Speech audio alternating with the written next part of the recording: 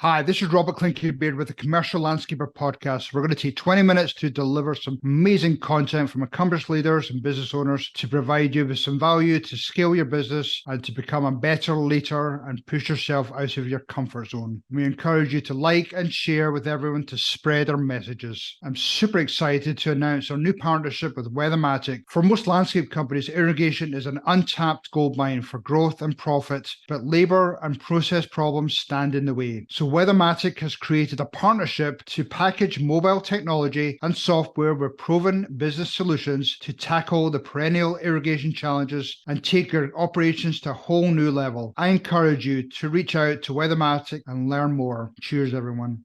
Hi, this is Robert Clinky-Beard with the Commercial Landscaper Podcast.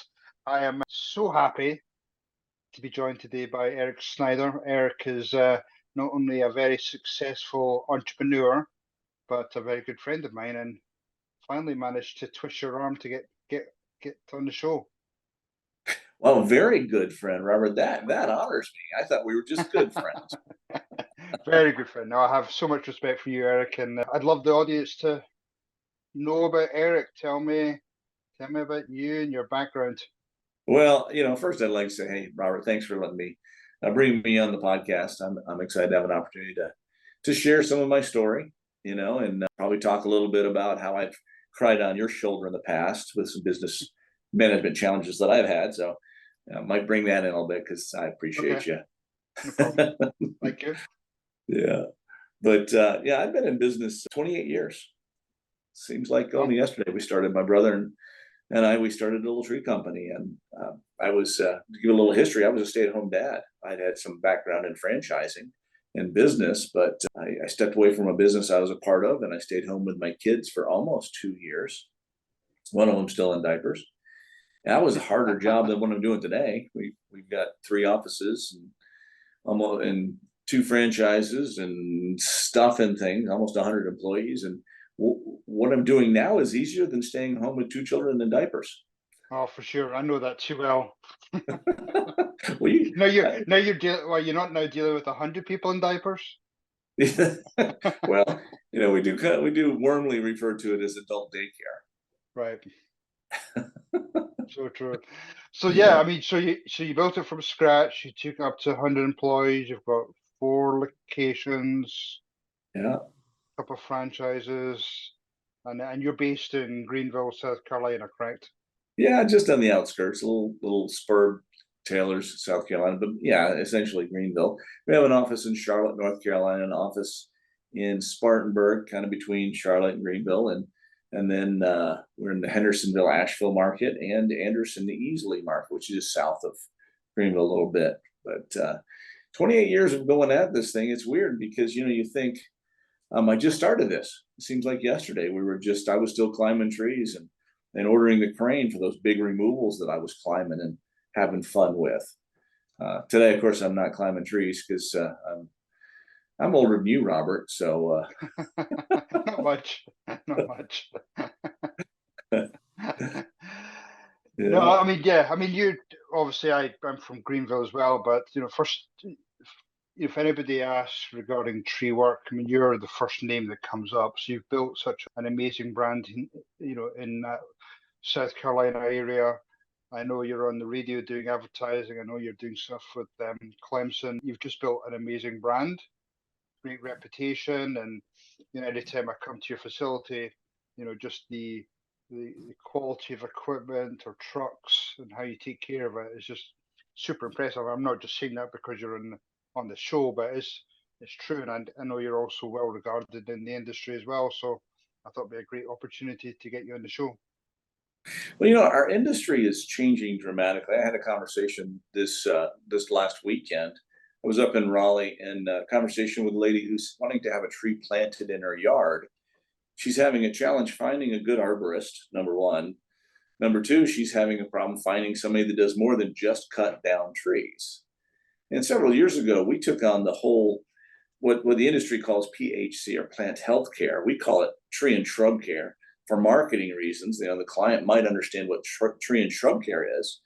They haven't a clue what PHC means. So we have more to sell than just cutting a tree down. Now, there's nothing wrong with that. If that's your business, cutting trees down, that's a great business.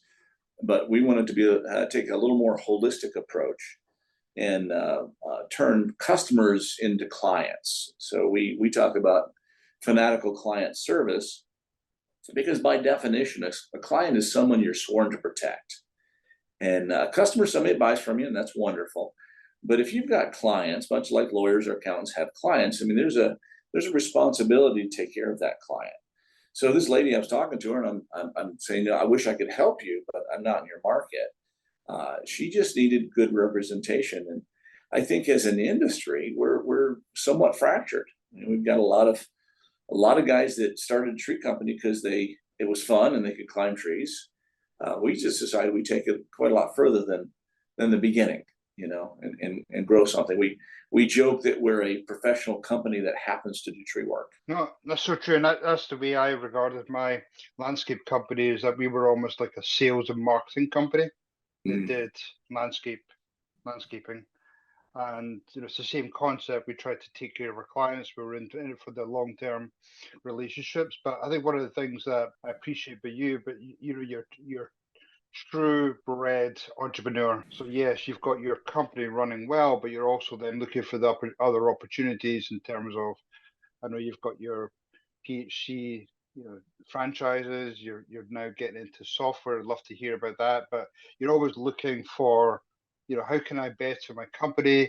How can I better myself? Yeah, we were in a management meeting recently, and one of my managers said to me, we were going around the room, we're doing these activities to get to know each other. And so you're going around the room and you're saying something that you think the person should start doing and something they should stop doing, and then something that you admire about them. And there's 8 of us, so we go individually, and I had to talk about everybody in my group, and they had to talk about everybody individually. And one of my managers said to me, he says, Eric, he says, what I really admire about you is that in your latter years, you're willing to take on a project like Mantix, the software company. He said, in your advanced years, he said. And I about hit him. Because I don't feel like I'm that old, I'm getting to the gym on a regular basis, so I'm nice. Right. And I'm trying to stay in shape, and he's just giving me a hard time for being 20 years older than he is. Right. That's funny. So tell us a little bit more about, I think that's true. There's a lot of people that maybe we can go the different directions here. There's a lot of people will get in a comfort zone and they'll just stick to where they are. They'll just enjoy collecting that money, but you're not interested in that. Yes, you enjoy money, but what's the next thing I'm going after? Well, I think that without purpose, doesn't matter how much money you have. I know some guys that are very wealthy, but they have no purpose. I had a friend over at the house yesterday. He happens to be 77 years old, and he was a lead guy at a major corporation 20 years ago. Today, he's a wealthy guy, but he doesn't have really any purpose, any drive. He's buying cars and motorcycles and playing, trying to find some purpose. I think that we need to have a reason for being. So for me, it's team. I love building a team. I love seeing my team grow. I love giving people opportunity, opening up doors for them so they can see how far they can go. So this young man came into my company. I joked that his mommy came to me and said, "Would you hire my child?" Well, that's happened several times over the years. Soccer moms bring their boy in for an interview. It wasn't exactly that way. This young man had been in China running his own business for 3 years, had to come back because of the pandemic, the thing that happened. But he said, your software doesn't work very well, and I would like to build you something that does. And initially I was like, no, you're doing okay. But I found out he's really smart, really motivated, and he ended up building me a software that ran my company the way I run my company. I didn't have to change my systems to fit into some off-the-shelf CRM. And so it took about 11 months before my sales arborist said, "Hey, we love this." And we got 10 guys out there, full-time sales. And they finally said, after 11 months and some pain, that we really love this because it works the way we do. So I thought, well, it works that well. can I offer that to other tree guys, other guys in the industry? So we've put it out to a software engineering firm, and they have coded that software. So the prototype is built, but it's not reproducible. It's good for my company, Right. but I couldn't sell it from that.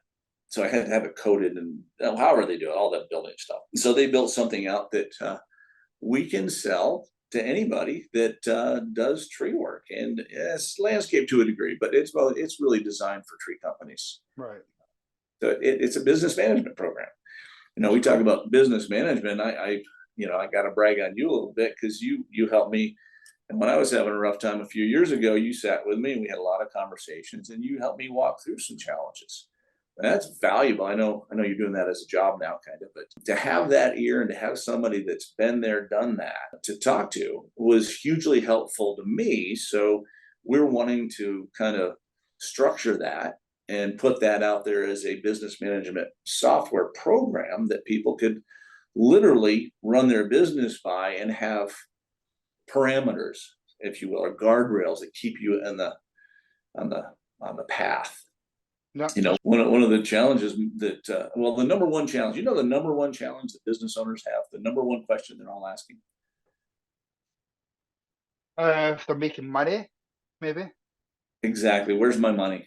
You get to It's the all end caught up in cash flow.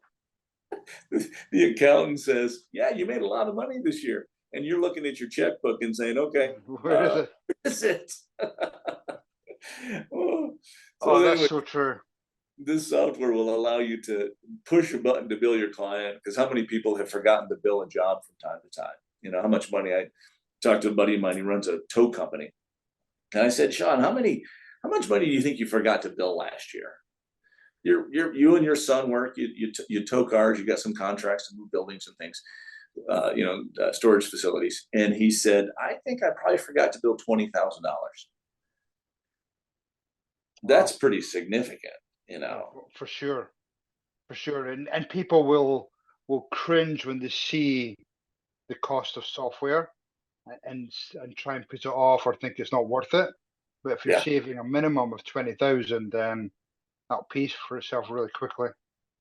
Yeah, and this thing, we thought we put it out there cheap. It's $250 a month, up to 10 users. So it's not built by developers to show off their talent with all the crazy weird things that they can do. It's built simple so that it walks you through a process, so you can simply keep track of what you're doing. You don't have to have a degree in information technology to be able to run the software. We built it so that it's complex on the back end, but for the user, it's very simple. That's cool. So again, that's a good example of, yes, you could have easily sat back in your chair, enjoyed their business, enjoyed the cash flow coming in, but you've thought, well, if a lot of these younger up and coming companies are struggling, they've typically they've left the company, they've thought they could do it themselves, they're great at tree trimming, pruning, but not really necessarily business people. So you've now coming in with a solution to help them understand their business, find out where the money trail is. So I think that's great. Yeah, some of the guys that actually helped us to do the work through to figure out if it's going to work were guys that used to work for me that run their own companies now. 28 years, there's at least a dozen companies in my town of guys that left me to go start their own tree company. Initially, I was kind of pissed. They left me, they're competing against me. But over the years, we figured out that we've just raised the bar in the marketplace. And the guys that I've trained, I'm not saying we're the best tree company in the world. I'm just saying that we train people well, we do the right thing. So we saw these guys in the marketplace competing ethically, doing the right thing when it comes to the care of trees. And now I've given them the opportunity to compete with some of the national concerns. The software gives you the opportunity to say, okay, yeah, we're going to do things the right way. We're going to at least track where our money is. If you know where your money is, you can project what you can spend on next year. If you're going to buy a crane or buy more chippers or, start the whole tree and shrub care program, you got to have cash to do that kind of stuff. Yeah. So if you know where you're at, you're good. I think that we're in an amazing position as an industry right now. I had a conversation with the owner of Save a Tree, Daniel Van Starenberg. We were at our winter management program in Mexico this past year. Well, it was this year. It was just a few weeks ago. And I went to talk to him and I said, you have changed our marketplace. He has grown a company that just sold for many multiples more than they used to sell for. Right. He has attracted the attention of the equity groups nationally and actually internationally, because he sold his company for really big numbers. I don't know exactly what it is. I've heard rumors. It was a lot of money. But he's changed the marketplace. So there's equity groups right now trying to buy up every tree company and landscape company out there. But there's some of us that aren't ready to be bought. And we would like the opportunity to continue to grow our companies and be profitable at the least, grow. And then if it's time, we would have a sellable product for those equity groups. So that's part of my motivation in the software. And my heart's for the industry. I was on the board of TCIA, Tree Care Industry Association, for 6 years. I've traveled around the nation. I've met a lot of tree guys in a lot of different parts of the country. And we are good people. We love what we do. By and large, they're honest, honorable people, men and women. I don't want to be sexist. You get in trouble for that nowadays. Hey, by the way, do you know what you call a man without a beard, Robert? Tell me. A woman. That's funny. Yeah, That's funny. But I think you're right. I know Mariani has changed the industry in terms of landscaping. They were residential landscaping. They've consolidated, bought a bunch of companies, and it's changed that whole element of the landscape industry. It obviously sounds like the same has happened with Save a Tree. It's elevated the whole company. Private equities now look at it. Multiples will probably increase because of it. So I think that, yeah, you're right. It's great for the industry, but it also leaves perhaps a void for, those younger, smaller companies to elevate up and try and fill that piece. And I think either through software or the other thing you mentioned earlier that was missing was some of that business management. How can I, elevate my company? How can I make it more profitable? How can I maybe even look to buy a couple of small companies within my geographic area? It's almost like taking that business part and just making it more transparent to them. Yeah, and I mean, we certainly have a heart for that with our thing, but you got to be part of a peer group. I mean, you got to be connected somewhere. I have connections with other company owners through the national, through ISA or TCIA, and I know that's what you do, is you run peer groups. If people think that's expensive, then they don't understand what's provided. Because I've been part of peer groups over the years, I've been able to grow my company significantly greater than I ever thought I could, because I could talk to people one-on-one and say, hey, what worked for you? There's a whole lot of information out there about business management, how to sell, how to do this, how to do that. The reality is it's very, very simple. Serve your clients to the very best of your ability, take a sincere interest in them, and you will make money. But if it's all about you and making a buck, well, you may or may not make money. But if it's all about them, when you make money, it's a win for everybody.